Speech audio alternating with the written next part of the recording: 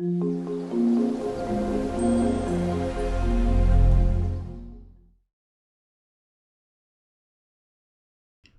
last water efficiency credit is water metering.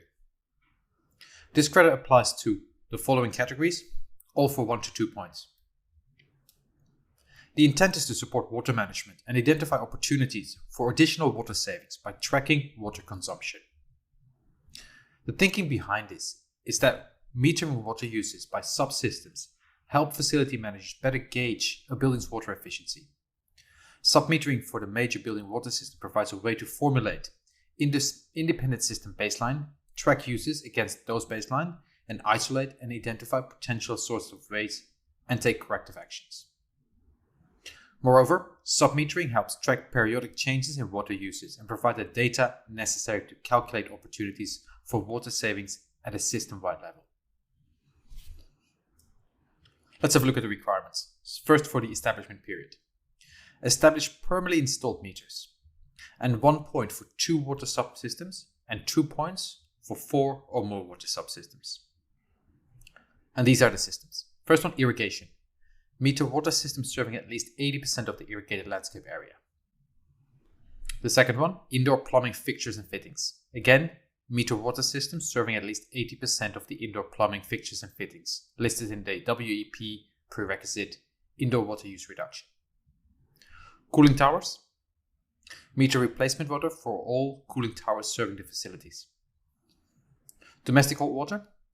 Meter water use for at least 80% of the installed domestic hot water heating capacity. Reclaimed water. Meter reclaimed water regardless of rate. A reclaimed water system with make-up water connection must also be made so that the true reclaimed water component can be determined. And lastly, other processed water. Meter at least 80% of the expected daily water consumptions for process and end users, such as humidifiers, dishwashers, clothes washers, and pools. Now let's have a look at the performance. All meters, including whole building meters, must be recorded at least weekly and used in a regular analysis of time trends.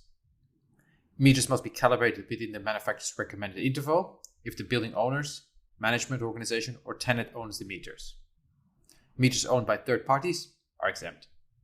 And lastly, commit to sharing to USGBC the resulting water usage data for a 5-year period, beginning on the date of the project accepts the LEED certification or typical occupancy, whichever comes first.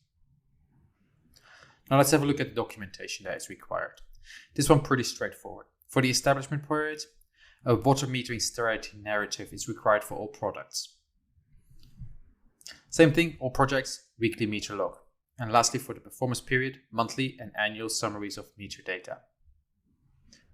Exemplary performance is not available.